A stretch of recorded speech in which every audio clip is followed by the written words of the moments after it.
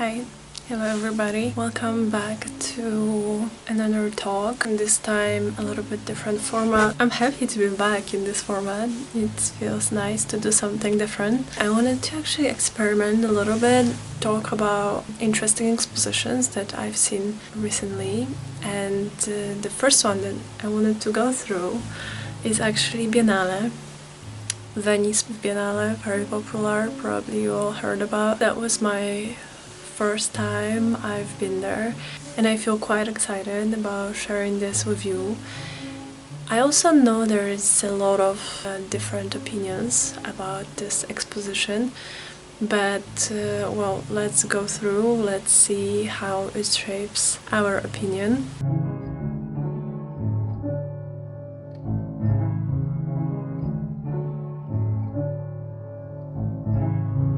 Well, this year the theme was Intelligence, Natural Artificial Collective. It was curated by the architect and MIT professor Carlo Ratti. And let me tell you, it was a theme that felt incredibly timely. The whole exposition was a deep dive into how we can use different kind of intelligence, starting from the natural world, the AI, and from us working together to tackle the huge challenges we are facing, especially climate crisis. Honestly, going into it, I was a little bit skeptical because artificial intelligence is such a buzzword recently, and I was a little bit worried that it would be a lot of tech-heavy,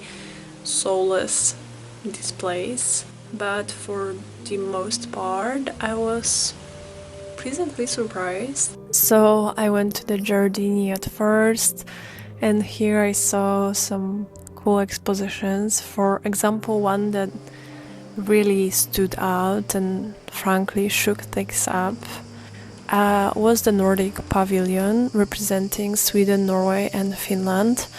Instead of usual nature-focused installations, this one, titled Industry Muscle, 5 scores for architecture, looked at the world of design through the perspective of the trans body. It was a powerful mix of performance and installations that basically asked if modern architecture is built around rigid, standard way of living, who is it actually excluding? It really challenged that idea of normal architectural identity, which was a huge shift from what I've expected, and made me think deeply about who built environments are really serving. But apart of the exposition itself, I'm like a huge fan of the building. It was designed in 1962 by Sverre Fehn. The exhibition area was enclosed on one side by concrete walls, creating a visual boundary, while large sliding glass doors open it towards the plaza and the main avenue. The roof extended beyond the mobile exclosure, effectively blending the interior exhibition with the outdoor space. Architect himself said, "I didn't want barriers between the park, the stage and the works of art." And I think my favorite part of this pavilion are those 3 trees growing inside, and I love how they become integrated part of this pavilion. And I really love when built architecture doesn't necessarily have to destroy the nature, and I understand sometimes it's hard to do so, but yeah, at some point I think it's so important in our profession if we can make it happen. So that was the Nordic Pavilion part. Very interesting, very recommended to go, even not for the exposition. Well, then there was the Japanese pavilion, which was curated by Yun Aoki, and it was all about the concept of ma, the space or tension in between. Their structure looked like it was built by AI-guided drones working with traditional craftsmen. It perfectly blended the natural and artificial and the human the collective in the way that was both beautiful and thought-provoking. It was architecture as a dialogue, not just as a fixed object. I also really liked the Brazilian pavilion in Giardini. It was a very realistic and interesting take on the subject, which connected ancestral Amazonian narratives with contemporary sustainable design strategies. And I have to mention the Polish pavilion. It was a delightful human break from the heavy theory, and maybe why I heard people laughing there a bit. And it wasn't really about high-tech AI, it was about the simple fundamental idea of shelter. And they show this amazing mix of old buildings, traditions and superstitions, like protective doorsteps from Polish rural houses, right next to modern security standards. It was a rich, layered and slightly whimsical look at what security really means in an uncertain era. And I actually got a book from them. Can show you, and it's quite an interesting read, not too thick, not too heavy. I haven't finished it yet, but I certainly will. It actually has a lot of drawings inside, so it's interesting. And then we went to Arsenale, which is the other main venue, and that was full of projects that were trying to be living labs. And there was installations that actively purified the water in canals, structures made from bio-integrated materials that seem to grow and change over time, and fascinating data visualizations showing how cities could become more efficient and sustainable. Let's say it was really hands-on and hopeful vision of the future. Speaking of those living labs, I have to mention two very interesting and inspiring projects that really drove home the idea of working with, not against, our environment. One was Stone Life. It completely challenged the notion of stone as dead, inert material, the opposite of life. And their team highlighted the lethal ecosystem, the thin crust on rocks, which is home to microbial communities that are actually incredibly important for sequestering carbon, even more so than forests or oceans. The exhibition used digitally controlled nozzles to spray a microbe DNA solutions onto the stones.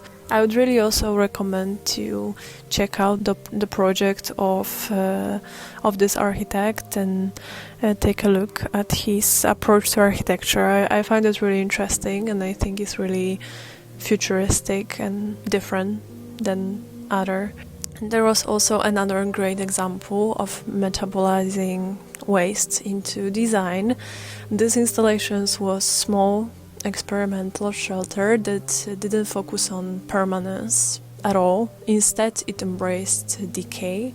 The project tackled one of our biggest waste problem, the proliferating invasive algae in the canal that result from chemical fertilizers. It took these greenish artifacts and metabolized them into a design protocol, literally questioning the concept of permanence by building a temporary structure out of our environmental decay. I particularly loved how several countries addressed natural intelligence by looking back at history. For example, Mexico's pavilion was brilliant. It proposed using the Chinampa system, which is an ancient Mesoamerican floating agricultural system, and they apply it in Venice context, highlighting how this ancestral knowledge about cultivating food and purifying water can offer real and symbiotic solutions for modern cities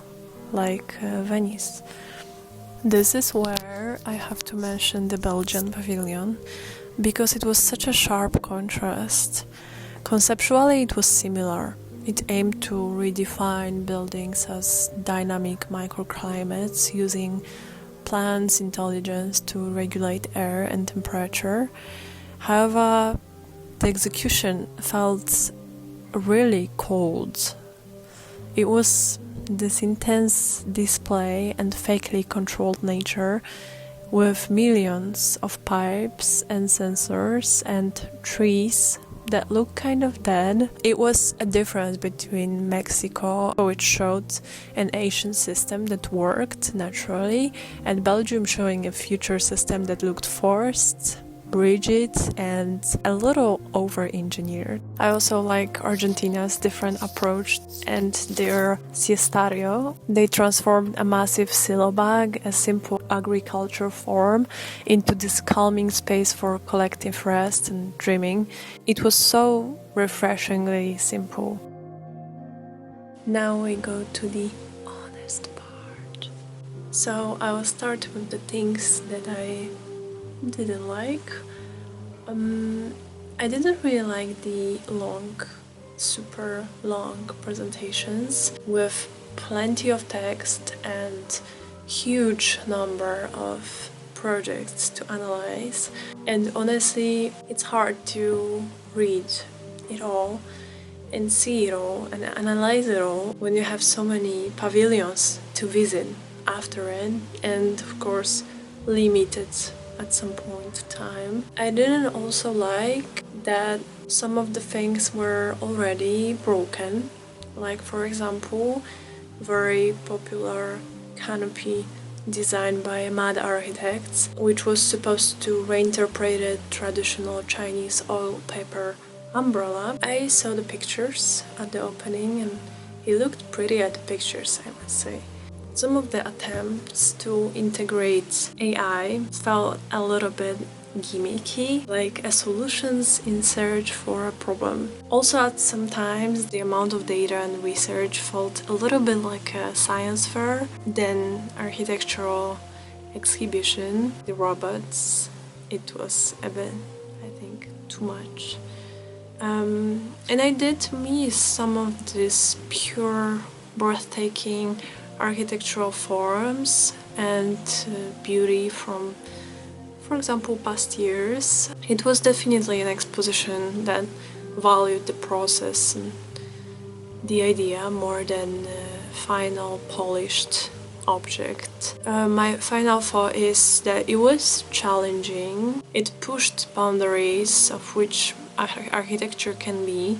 It wasn't just about beautiful buildings, it was about intelligent systems. It was a bit messy, a bit nerdy, but ultimately it felt me feeling optimistic. It made me a little bit believe that if we can smartly and ethically combine these different forms of intelligence, we might actually get somewhere in the future. We must be able to design a better future, I hope.